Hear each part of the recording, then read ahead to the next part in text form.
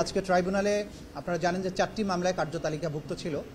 তার মধ্যে 2টো ছিল পুরাতন মামলা, যেগুলোতে আমরা সময় চেয়েছি, ডিফেন্স পক্ষ সময় চেয়েছেন, সেগুলো সময় দেওয়া হয়েছে। কারণ পুরাতন মামলার সাক্ষী আসছে না, আসামিরাও হাজির হচ্ছে না, সেগুলোর ব্যাপারে নেসেসারি আদেশ তারা দেবেন আদালত, সে কারণে সময় দেওয়া হয়েছে, পরবর্তী তারিখ দেওয়া হয়েছে। নতুন মামলায় অর্থাৎ জুলাই আগস্টের পরের যে মামলাগুলো হয়েছে তার মধ্যে 3 নম্বর আইটেমে ছিল চট্টগ্রামের যে মানবতা বিরোধী অপরাধ হয়েছে জুলাই আগস্টে, সেই মামলাটির তারিখ নির্ধারিত তারিখ ছিল আজকে। সেখানে আসামি ফজলে করিম চৌধুরীকে আমরা একদিনের জন্য ইন্টারোগেশনের অনুমতি চেয়েছিলাম, আদালত সেটা দিয়েছেন। আগামী 16 জুলাই তাকে একদিনের জন্য ইন্টারোগেট করার অনুমতি দেওয়া হয়েছে, 16 এপ্রিল। এবং ওই মামলাতে আরও একজনকে গ্রেপ্তার করে আজকে হাজির করা হয়েছিল, ফিরোজ, যার বিরুদ্ধে সরাসরি অস্ত্র নিয়ে মিছিলে গুলি করার অভিযোগ আছে। তাকে আজকে কারাগারে প্রেরণ করার আদেশ দিয়েছেন আদালত। এর বাইরে চট্টগ্রামের মামলায় 359 জন আহতের খবর আমরা পেয়েছি, 459 জনের আহতের খবর পেয়েছি, 9 জন শহীদের তথ্য পাওয়া গেছে। আসামি যে কয়েকজনের বিরুদ্ধে গ্রেপ্তারি পরোয়ানা জারি হয়েছে তার বাইরেও অনেক আসামির তথ্যাদি পাওয়া যাচ্ছে। আমাদের তদন্ত সংস্থা দিনরাত কাজ করছেন বাকি আসামিদের শনাক্ত করার জন্য, এবং পেছনে যারা এই পুরো পরিকল্পনার সাথে ছিলেন, বিভিন্ন বাহিনীর লোকজন, আওয়ামী লীগ, যুবলীগ, সবাইকে আইডেন্টিফাই করার জন্য যে তৎপরতা সেটা চলমান আছে। সেজন্য আদালত তদন্তের স্বার্থে 3 মাসের সময় দিয়েছেন এবং পরবর্তী 17-এর সাথে পরবর্তী তারিখ নির্ধারিত হয়েছে। আর সর্বশেষ চানখারপুলের যে ঘটনাগুলো, সেইখানের ব্যাপারে তদন্ত রিপোর্ট কনক্লুডেড হয়ে গেছে। এইখানে যে আসামি 3 জন যারা অন্য মামলায় গ্রেপ্তার ছিলেন, তাদেরকে এই মামলায় গ্রেপ্তার দেখানোর আবেদন ছিল। আজকে কি সব ভুলভাল বলছি? আচ্ছা, সর্বশেষ আশুলিয়ার যে তদন্তটা চূড়ান্ত হয়ে গেছে, সেখানে 3 জন আসামি অন্য মামলায় গ্রেপ্তার করা ছিল, তাদেরকে আজকে এই মামলায় গ্রেপ্তার দেখানোর আবেদন মঞ্জুর করা হয়েছে। এটার তদন্ত রিপোর্ট আশা করছি কয়েকদিনের মধ্যেই চূড়ান্তভাবে এসে যাবে আমাদের হাতে। এর বাইরে যেটা আজকে আপনারা জানেন যে আমার পেছনে আমাদের এই যে জুলাই আগস্ট সহ 15 বছরের গুম, extra judicial killing, Aynaghor related যে সমস্ত মামলা আছে, তার ভিকটিমরা এখানে উপস্থিত আছেন।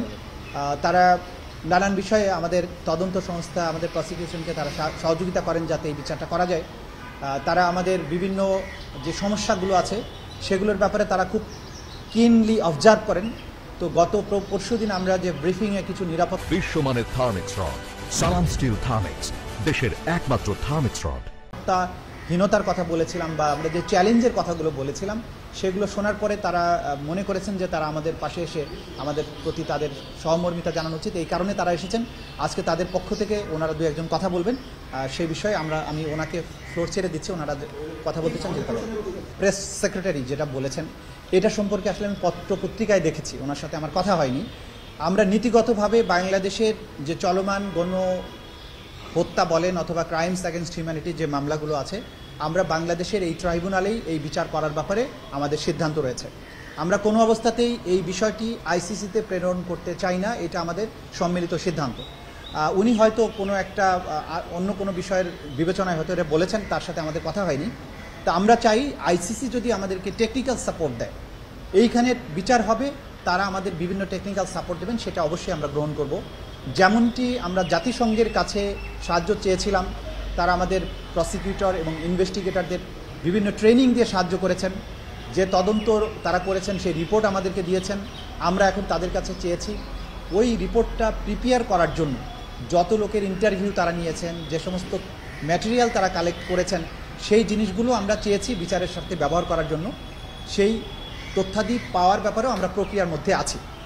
সুতরাং সেই ধরনের সহযোগিতা যদি আইসিসির থেকে আসে, আমরা সেটা গ্রহণ করব। কিন্তু মামলাগুলো বিচারের জন্য আইসিসিতে প্রেরণ করা হবে না, এটাই এখন পর্যন্ত আমাদের রাষ্ট্রীয় সিদ্ধান্ত।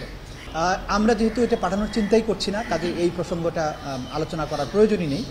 বাংলাদেশ এই ধরনের মানবতা বিরোধী অপরাধের বিচার করতে সক্ষম, বাংলাদেশ এই বিচার করতে দৃঢ় প্রতিজ্ঞ এবং ইচ্ছুক, বাংলাদেশের সেই সামর্থ্য আছে।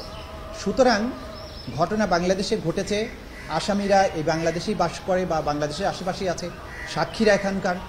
সুতরাং এই বিচার বাংলাদেশের কোর্টে হবে, এটাই হচ্ছে স্বাভাবিক বিষয়।